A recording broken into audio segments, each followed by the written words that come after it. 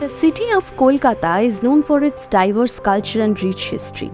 Among its many communities, the Chinese community has played an important role in shaping the city's identity. The most visible Chinese community in India is found in Kolkata, where there are two Chinatowns. One exists in Tangra, and the earlier Chinatown was established at Tiretta Bazar, sometimes referred to as the Old Chinatown. The Chinese presence at Tiretta Bazar and Tangra has dwindled.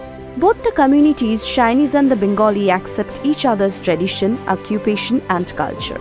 The Chinese community's presence and their cultural contributions continue to thrive, creating a unique blend of Indian and Chinese influences in Kolkata. Today we have arrived at the place we were talking about so far. Yes, we are right at Tangra, and we are heading forward to explore the streets of Tangra, and which is also known as Chinatown. This place is mostly famous for its Chinese food items like Hakka, which are owned by the people of the Hakka Chinese origin and are available in each of the following cuisines present over here. In Tangra, Beijing is one of the famous and oldest restaurants that has been serving authentic Chinese dishes for decades. Let us know more about this from the owner of this restaurant, Miss Monica Liu, who is also known as the Dawn of Tangra. So come, let's find out. Hello ma'am. We would like to know something about this place. As we know, Tangra is a place of emotion for its diverse Chinese culture that it has spread over years. So ma'am, I would like to ask you questions. What is the story behind the success of your journey behind making Beijing what it is today? I have started Beijing is not because I have lots of financially I'm good, because I have 3 kids and I'm my husband. Of course, my parents is not here with me, but I have my other brothers and sisters taking of them. But for my own living, for my own, I have to struggle to start the restaurant. I did not start Beijing today. I started Kimling first. That is the year 1991. And I have went around to see the restaurant, Chinese restaurant. So many people, some of them they are successful, some of them not. Thank you ma'am. So ma'am, what are the famous dishes that are available here and mostly liked and preferred by the customers?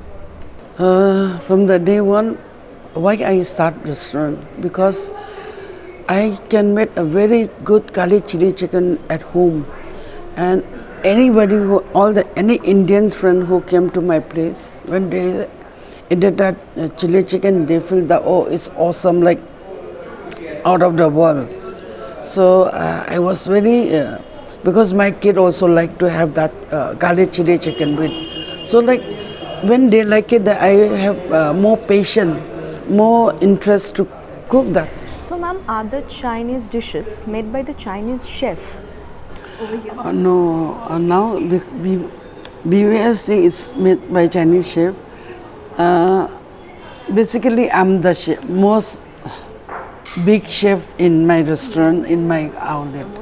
Yeah, and of course now there are some. Most of them they are Indians who was trained by me. Catching the hand, train them, and give them good beating to learn.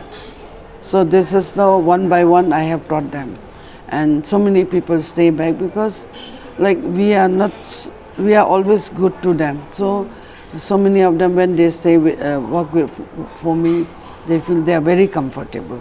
So many very old ones still with us. Ma'am, one more thing. We have heard many negative and horrific rumors about this place for many years. So ma'am, what would you like to say about this? Is this what you heard about it? Yes, means is it the instinct that works with the people's mind? Is it true? Means the thought process that they think that about Tangra, the mindset that how it affected the Chinese culture.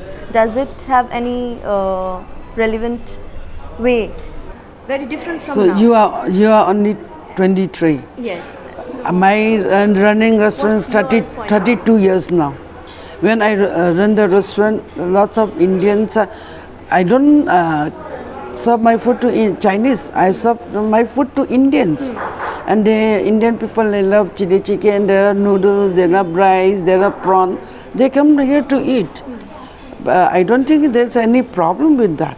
Previously, this is not the place for the restaurant. This is the place for the leather manufacturing unit. That is from 1930 or maybe more than that. I think my father-in-law came here in the year 1918. My father-in-law. And my mother-in-law also came in that time. And then they have their own small tannery, which first they use only hand, there's no machinery. And then my husband's uncle came from Thailand. He have learned more about how to manufacture all the leather. So he brought the technique and came to Tangra, and they don't have machine, they just started with the hand making. Then gradually they start drumming, this and that, all this, which is, to manufacture more leather, they need some machinery.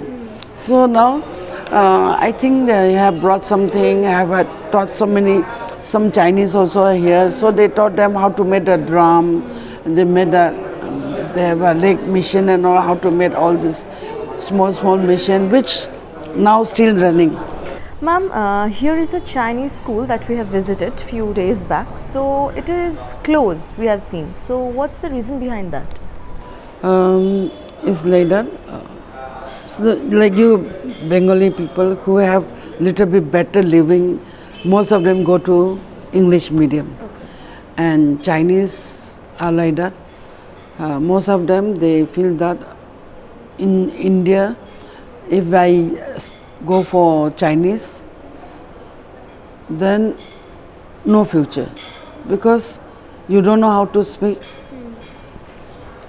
Before that, 50, they never thought of that. But after that 50, they came to know that, yes, 60, 70, most of when they start going to Canada, if you don't have that English medium education, you can't even, if you go there, you can't even speak English. Like what I used to be like, when my young age, I go to Chinese school, and Chinese said, also Indians said that, mother tongue is must. Mother tongue is must. Bengali also don't say that. Yes, mother tongue is must. Yes. Same thing happened Chinese. Okay. So mother tongue must. Then we have to study Chinese. Chinese only. Yeah. So we have a school here. Yeah. So that also one of the schools is started in 1950. Just I told people that we have a school in that Chinese market. More before that, they can only accompany around up to 200 students.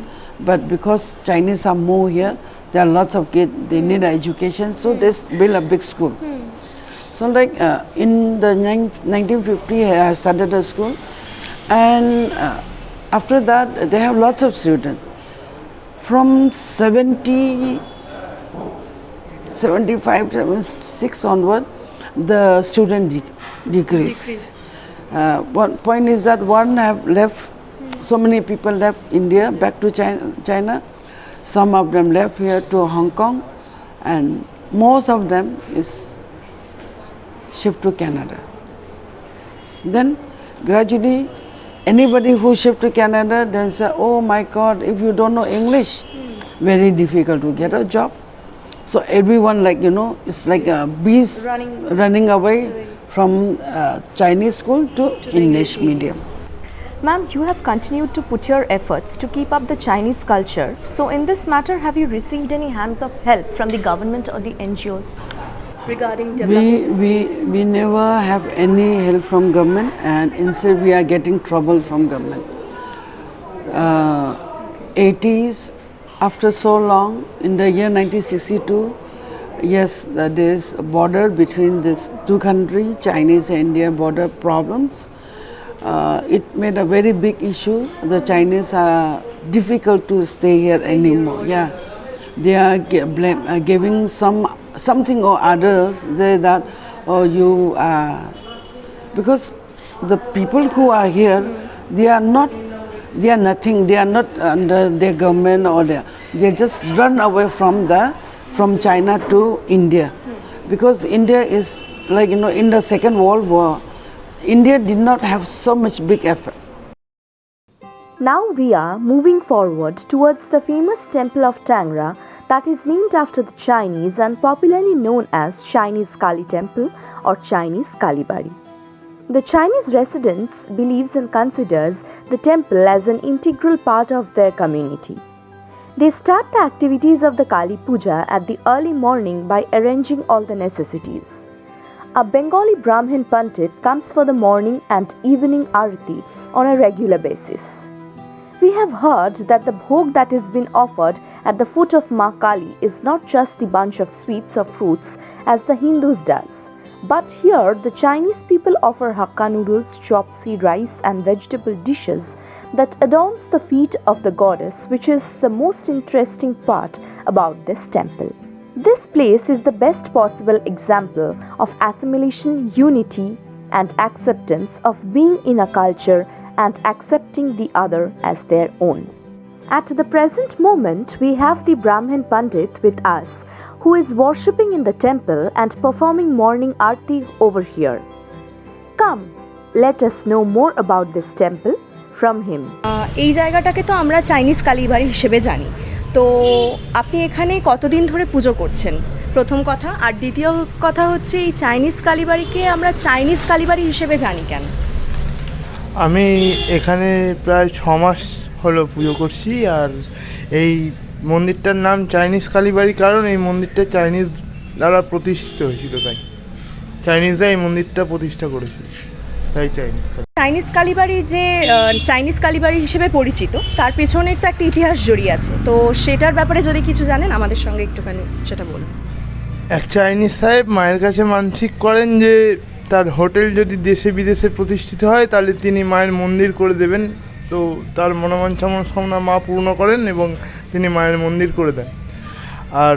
আর একটা জনশ্রুতি হলো যে কিছু শিশু এই বটগাছটির তলায় অসুস্থ হয়ে পড়ায় তার মা শিশুদের কপালে বটগাছের মাটি নিয়ে লেপন করে দেয় তার কপালে, এবং শিশুরা সুস্থ হয়ে যায়।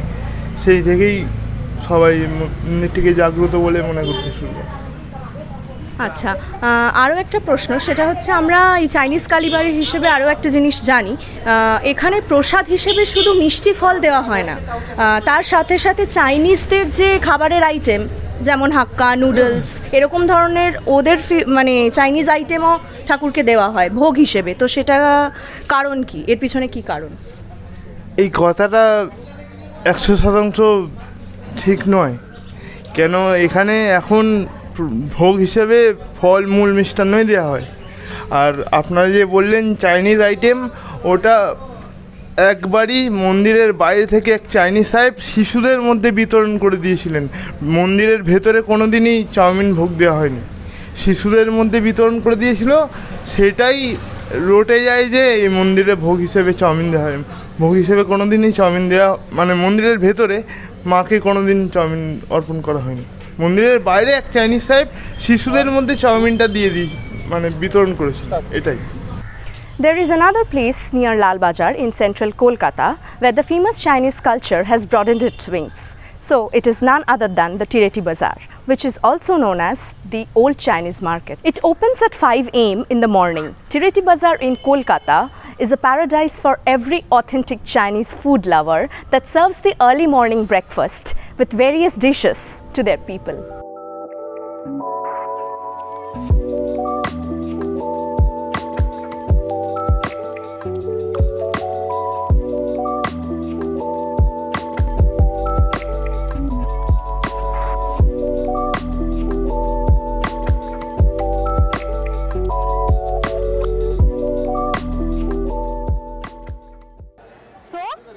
Here in Tiretta Bazar, myself Aditi Kundu will go around this area and know more about the Chinese culture in Kolkata. Tiretta Bazar is testimony to the pluralistic society that flourished in central Kolkata since the Raj era.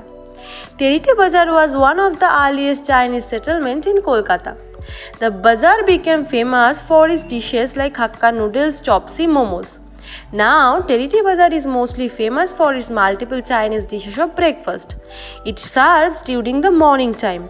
The crowd is found to be attacked in this Tiretta Bazar area for having their delicious Chinese breakfast. Now we have got a resident of here and get a chance to know more about this area. What's your name? My name is Lawrence. Okay, sir. Are you the resident of Tiretta Bazar? I am the resident. I born and brought up in this area. Okay, sir. Yeah. So, how many years you are staying over here? Achha, born and brought up. Yes, Okay, yes. sir. You are staying with your family? Yes, yes. I have 2 kids studying abroad. Okay, sir. Okay. Tell us something about the Chinese culture. Okay, about the Chinese culture. First, we talk about this one. This is called Chinatown Old Market. And Tangra is a second market, second Chinatown. Even Tangra people, they come here early morning on Saturday and Sunday for the breakfast. Now, this Chinese breakfast, before 30 years, the stall, 90% all the Chinese. But no more Chinese because they went abroad, some they die. Now it's become a Bengali market. 90% Bengali people, they come here for the breakfast. Here, have you faced any problem to cope up with our culture? No. No. Okay, sir. They, you know, our Chinese culture, or you can say the Chinese community, we all are unity. In the Kuwait time, there are many Chinese clubs.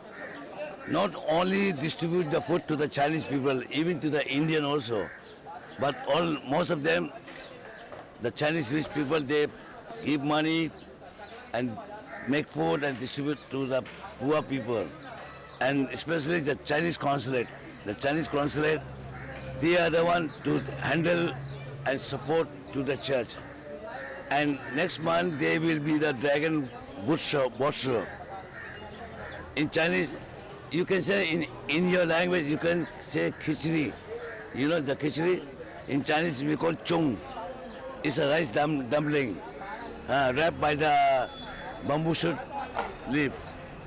Therefore, we can come to a conclusion by saying the Chinese culture of Kolkata is a testament to the city's cosmopolitan nature, where different cultures coexist and enrich one another.